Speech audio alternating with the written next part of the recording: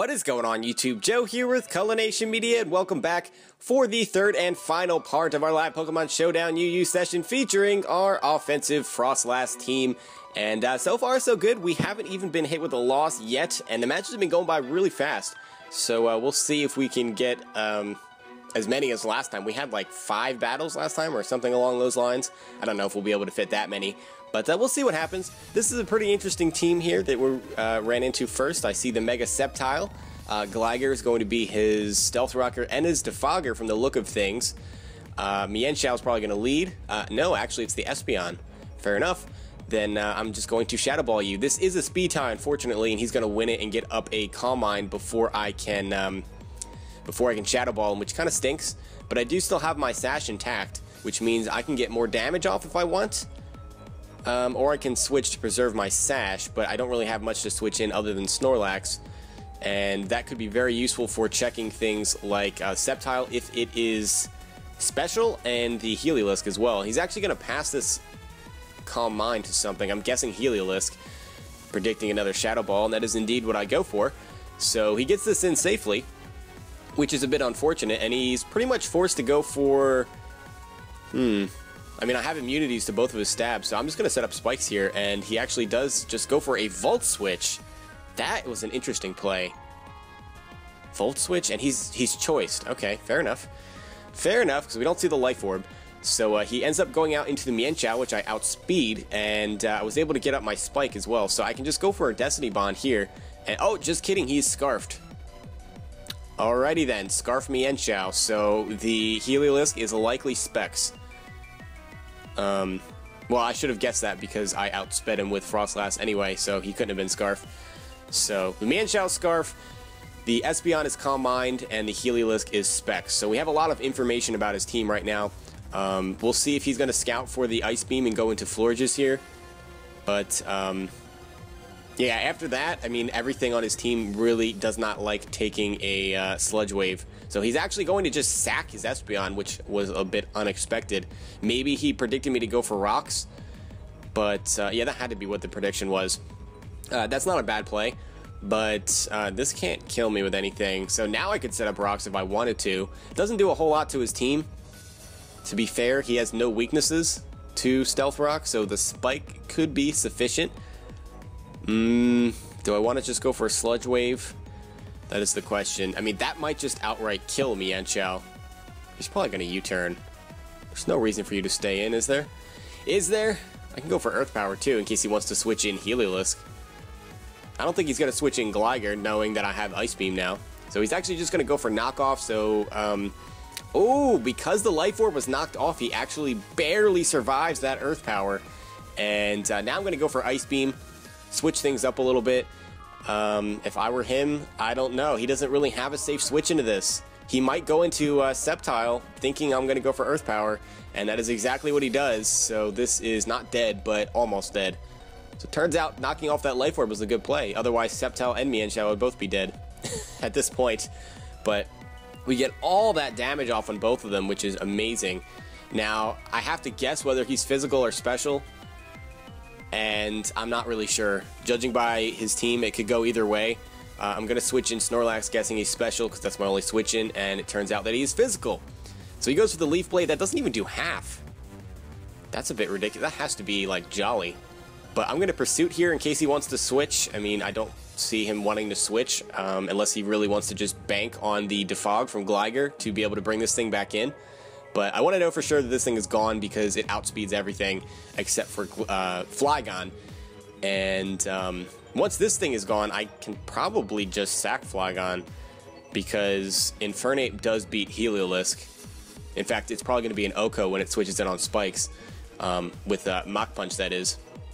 So we'll see what he does. He might just go for Leaf Blade again because he's physical. He actually predicts me to want to switch, I guess? Going for the SD?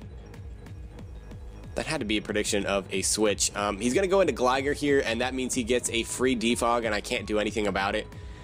I do have a relatively safe switch into Flygon if I wanted to, but that doesn't really help me too much because I'm just going to have to U-turn anyway. I can't really threaten him out. I could go into Nidoqueen as well, predicting the Defog, and then threaten him out with an Ice Beam.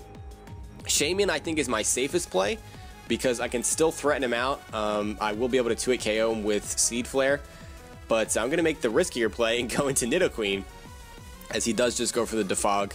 And at this point, he's most likely going to switch. He knows I have the Ice Beam. I've revealed it twice, so there's no way he's staying into EQ here. But I still want to click it anyway, just in case. Just in case he wants to predict me to predict or whatever, but he doesn't. He makes a safe play, goes into Florges, and now I just Sludge Wave. And again, the lack of the Life Orb really comes in handy, as he is going to be able to survive that and go for a Wish. And now I could set up Stealth Rocks if I wanted to. Or I could Earth Power to prevent him from... No, I mean, that doesn't really help me. Never mind. It was either Sludge Wave or Stealth Rock, really. He wasn't going to pass that into Gligar. He'd be in the same position. So he's just going to go for the Protect, and I use that opportunity to set up Stealth Rocks to get some more chip damage on his team. And now I will go for Sludge Wave for more damage. He opts to go for the Moonblast, possibly predicting me to want to switch out there. But I really don't need Nidoqueen for much, especially because I still have an electric immunity with Flygon, and I can still take out Gligar with Shaman, so it's not a necessity to keep this thing alive. And he's actually going to just forfeit because I guess he was not able to predict me correctly or something. I don't know, but he probably was going to lose that, so I guess that's fair enough. So we will search for another battle. That did not take long at all. It only took about 6 minutes or so. So we'll look for another one. These battles have been so fast-paced. They really have. Yeah, so I'm enjoying this team. Like, when I look at it, I'm like, this team is so silly. It doesn't look like it should work at all, but it just does. It just puts a lot of offensive pressure on teams, I guess. And then you have Snorlax, which can take care of things that would otherwise be a problem. Basically, any special attacker just has an issue with Snorlax. And the Psychic types and Ghost types like Chandelure, which we haven't run into, but Snorlax just Pursuit Traps them, and it can't touch Snorlax. So we run into another stall team. This is a disgusting team. Oh my goodness. I almost want to take back my Good Luck Have Fun, but I can't do that. Why are you running this team? I'm predicting a Zelf to lead off for Stealth Rocks, and since I am Scarfed, I can outspeed and just go for the U-turn, take him down to his Sash. Oh, we actually get a crit, and he's Life Orb. That is unfortunate, not gonna lie. I mean, I know he's running an absolutely stupid team, but look who's talking. I'm running a stupid team, just on the other end of the spectrum, not stall, just super absurdly hyper offense. Yeah, hyper offense without a setup sweeper, though. I have no setup moves on my team. So that really stinks for him, because that means no hazards. I could have very easily just defog them away and then try to set up, but he's going to go into Blissey. I'm going to taunt that. He does try to go for the Toxic, of course, because that's what Blissey does. And now I get a Spike Up as he goes into Alomomola. And he's not going to go for any status move. He has to Scald me here, which means I can go into Shaman to force him out into Crobat and then click Psychic. So he's going to go for the Scald. It's going to do nothing. If he burns, it's not the end of the world, because I do have Natural Cure, but I will click Psychic here. He has to go into Crobat. It's his only switch into this, or Blissey, I guess. But I would think he oh, never mind. He leaves his Alomomola in to Toxic. Nice. You leave your Alomomola in on a Shaman just to Toxic it when it has Natural Cure. Like, I could have easily just killed you with the Seed Flare right there. What are you doing, my friend? Unless he just... I guess I got predicted. He's too good for me. I want to click Psychic again. I really want to click it again. I really, really do. He's gonna switch. He's gonna switch.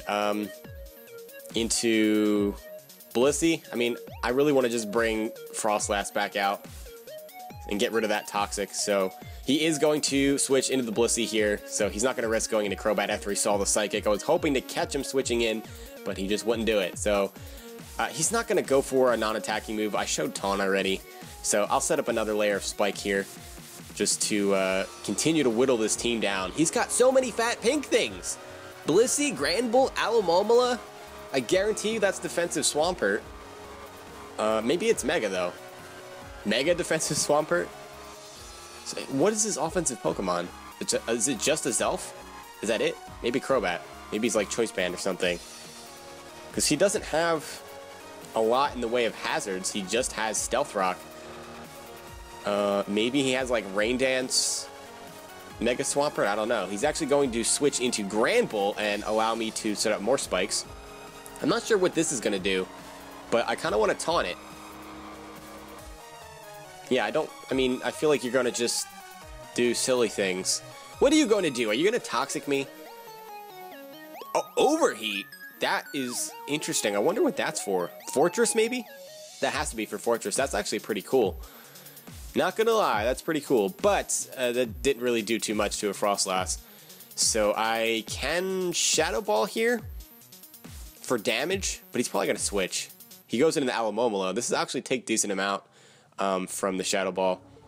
So I could go for Shadow Ball again, or I could set up a third layer of spikes. I'm really tempted to Shadow Ball. I don't know if Skull will kill, so I'm gonna go for that. We get another Spadef drop, as he does drop a Toxic, because I'm not sure why he's going for things like Toxic when I have Taunt, unless he really expected me to not go for it there. But I want to get up my third layer of spikes as he goes for the MLG play to go for Protect. Toxic Protect. Nice. Very nice. Now I can Shadow Ball again, and you're dead if you don't switch. So because of that, he's probably going to go into Blissey.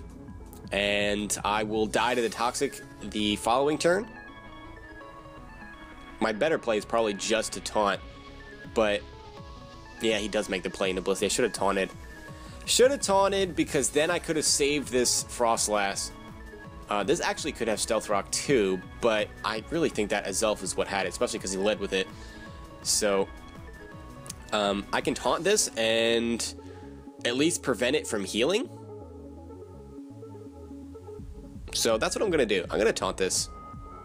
And he does try to go for the Soft Boiled. Okay then. Okay then, just wanted to heal up. I mean, I couldn't hit him for anything, but it didn't really matter, I guess. So now I get a safe switch into Infernape, and something is going to die, basically. He has no switch-ins. He could go into Granbull, but if I do go for Flare Blitz, that's going to get 2-hit KO'd with all the hazards. Because the Choice Band essentially cancels out that Intimidate. So, do I click Close Combat? I really want to click U-Turn, so that's what I'm going to do. He does actually go into Crobat. I should have clicked Flare Blitz. He's predicting the Close Combat there, or the U-Turn. I should have went for Flare Blitz, because this thing would be dead, and he would not be able to get off a Defog. But there's really nothing I can do about that now. What I can do is go into Flygon and Outrage, but I don't know if that'll kill, and then he's just going to go into his Granbull. To be fair, I don't need Flygon for anything. I think I'm just going to have to let him get a Defog. Yeah, I really don't see a way around it. So I'm going to go into Nidoqueen here, and I will go for the Ice Beam as he defogs, and then I can set up Stealth Rocks. So that sucks that I wasted my spikes, because that was just a bad play, and he just dies. Jeez. This is a dead Crobat, so that's huge, because he no longer has an immunity to ground, which is nice, as he's going to go into Blissey and just Seismic Toss me. But with my Stealth Rocks up, this is great. I get more chip damage off on his team. And basically, I'm just going to use Infernape to win here, because it will be able to just plow through his team, and I can use Shaman to take out the Swampert. But just kidding, he's going to forfeit. I'm surprised it took to turn 17 for him to forfeit, to be honest. I never did understand that. Like, people who play stall and bring those full stall teams will forfeit, like, within the first 20 turns or so if they feel like something is not going their way, but those same people will stall you, just toxic stall you for like up to 100 turns and not care. So I don't really understand that whole mindset, I guess, but maybe that's just because it's not me. But he actually leads off with the Jolteon, as we did get into another battle, in case you did not notice. This outspeeds me, so that's a problem. And he's actually going to set up a sub, as I decided to go for a spike there. So he is sub Baton Pass, and I can taunt him. He's probably just going to go for a T-Bolt. Or should I should probably break his sub here. I'm going to Shadow Ball, as he does go for the T-Bolt. That will break my Sash, unfortunately, and he is lefties. to be able to set up more subs, I guess. But I decided to go for Taunt this time, so at least he can't pass the sub. And he's going to have to kill me now. And I'm pretty sure his only attacking move is going to be the T-Bolt. So that's what he goes for as I get my Nidoqueen in safely. I could set up rocks here, but I think it's probably in my best interest just to break this sub. He could have HP Ice, but they're usually like Baton Pass, Thunderbolt, Substitute, and then what is the other move? Agility? I don't know what else they would carry. But he decided to just go for the T-Bolt there as I break his sub, so that must be his only attacking move, and he just stayed in to get more lefties, I'm guessing.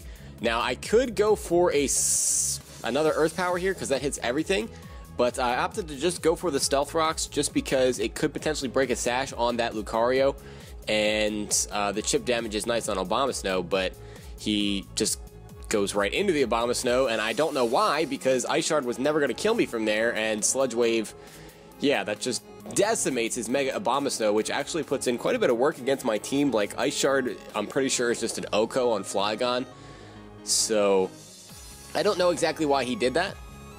I really can't think of a reason, but I'm fine with it, as I'm going to go right into the Froslass, as he does go for the Stealth Rock. That doesn't bother me.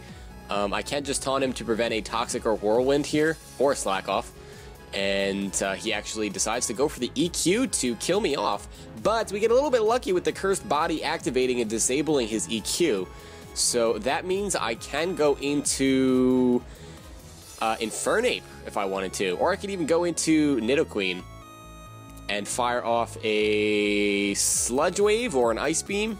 No, not Sludge Wave, because he has Doublade. If I'm going to fire off an attack, it has to be either Ice Beam or Earth Power, not Sludge Wave. Even though that does hit Florges really hard, I don't think he's going to switch in Florges, because we'll get to it KO'd most likely with all the hazards and everything. So I'm just going to go for the Earth Power. If he does leave this in, that's going to take a decent amount, because I'm pretty sure it's physically defensive. So he actually is going to switch out his Florges. Yeah, actually that is going to be Chewit KO'd by Earth Power. I don't even have to go for the Sludge Wave, so I don't know. I guess he thought I was defensive Nidoqueen. This is why offensive Nidoqueen is so good. Like, even, I'm pretty sure, was that physically defensive Florges? I feel like Earth Power did less to the other Florges from an episode or so ago, but I don't know, maybe just a different spread. Doesn't matter though, Florges is out of the way, which is fantastic. That means he can't pass wishes to things like Doublade, and, let's see, what do I want to do? I think I'm just going to go right into Shaman here, and he does decide to go for the EQ. He does get a critical hit, which is unfortunate, but he doesn't have a switch into Shaman, because Seed Flare, I want to click Earth Power, because I'm pretty sure he's not going to stay in, because if he does stay in, he just, okay, he stays in with his Hippowdon, just to Whirlwind. Like, you would have been dead right there, but okay, fair enough. I guess he was just sacking Hippowdon. And now he's going to get a free Slack Off, because I can't... Yeah, he's going to Slack Off. I mean, I tried to predict a switch there just to go for EQ, because everything he would switch in would get hurt by it. But he really had no reason to switch. I should have switched there back into Shaman. And that is what I will do. And he does get off another EQ, which now means that this time when I click Seed Flare, he's going to switch. I can't believe he left Hippowdon in just to Whirlwind. And now he's going to switch out and go into Doublade, of course. Of course, and with the Seed Flare, we do get a solid chunk off. Unfortunately, I cannot switch back in on rocks. There's really no reason for me to click Healing Wish either. I mean, I guess I could, but he's just going to Shadow Sneak me, and I can't really do anything about it. So Shaman's going to bite the dust, and that really stinks, because now taking out Hippowdon is going to be difficult. I'm going to have to rely on at least getting a little bit of damage with Nidoqueen's Ice Beam, and then finishing it off with something like Infernape, because I don't think Flygon can dent it at all, because I'm Scarfed. So I will Earth Power here. It'll do a solid chunk to anything that wants to switch in. His team really just gets destroyed by Nidoqueen. Like, every single thing on his team gets hit super effectively by something. So I don't think that Jolteon can touch me, because he just went for T-Bolt last time. I still don't know what that other move is. Because I would think if he was carrying another attacking move, it would be the Hidden Power Ice. just because it's great coverage with T-Bolt, but he did not show it. So something dies here, just a matter of what he wants to sacrifice, and I think he's debating that at this point.